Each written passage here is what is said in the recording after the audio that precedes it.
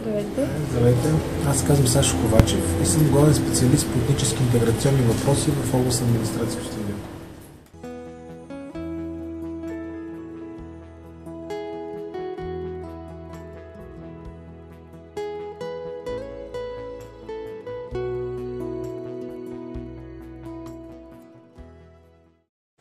Основните причини са за проблемите на ромите и влошаването на проблемите на ромите и тяхното нерешаване. Държавата има създадени стратегии за връзка с подобряване на положението на ромите в страната, но тези стратегии не се прилагат, няма ресурс за това. И по-голямата част от ромите в трудоспособна възраст са безработни. Когато в един квартал 80% от трудоспособното население не работи, това неминуемо води до разширяване на проблемите. Проблеми с здравния статус, проблеми с инфраструктурата и други.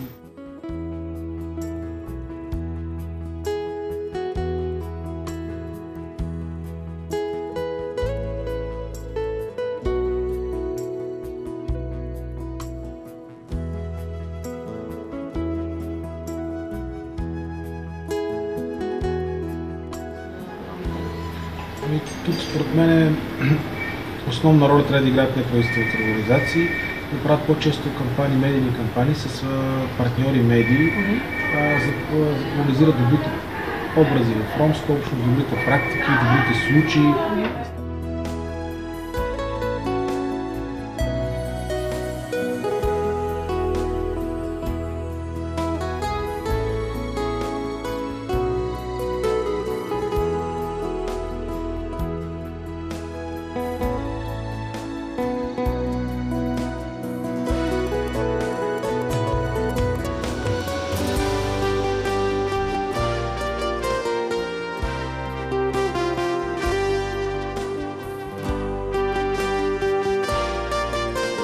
Изключително много е важно, когато говорим за образователна интеграция, държавата, т.е. чрез нейните ведомства, които са упълномощени да правят политиката на образованието, т.е. Министерството на образованието и неговите подразделения и агенции, да работят с проблема систематично, да го мониторират и да го подобряват. А неправителствените организации да имат подкрепяща роля.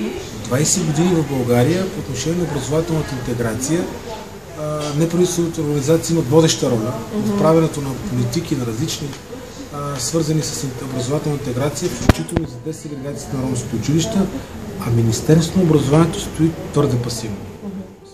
Но промяната ще дойде тогава, когато държавата, в лицето на Министерството на образованието, и общините, и кметовете на общините го превърнат в приоритет.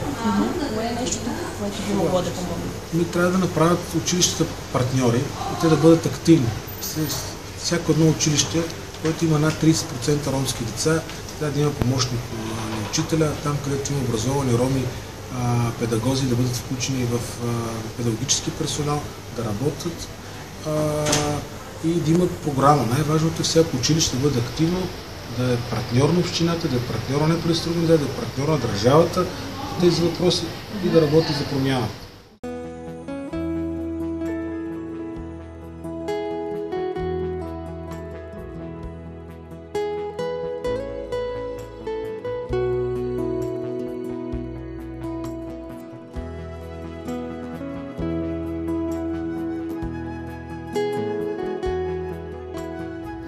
Една от основните причини е бедността на хората. Там, това, което аз наблюдавам от своето наблюдение в нашия регион в Кюстендил, отпадат деца, чието родители са безработни и са бедни и трудно могат да си позволят, когато имат повечето на дете, да ги обличат до училище, да ги подготвят до училище, да им купуват необходимите помагала и материали. И това, което се наблюдава, скалата на отпадане започва драстично след 6-ти клас започват масово да отпадат децата, докато до 6-ти клас се задържат. Особено, възможно е да се промени законодателната рамка, така че тя да действа.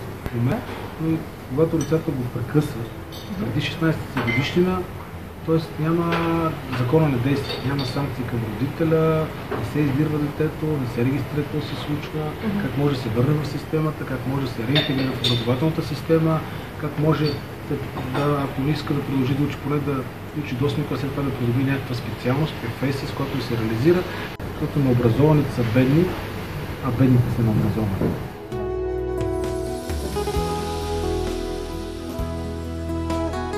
И за мен най-успешните проекти в сферата на образованието е проектът за десегрегация, който стартира 2000 година. В нашия регион Кюстендил. Това даде възможност и шанс на... Годината бяха подготвени в Великотърновския университет с много добра подготовка, университетска подготовка, с предварителен подбор на представители на общността от различни региони. Изключително полезно. 10 години по-късно ние осъзнаваме, че правенето на добри неща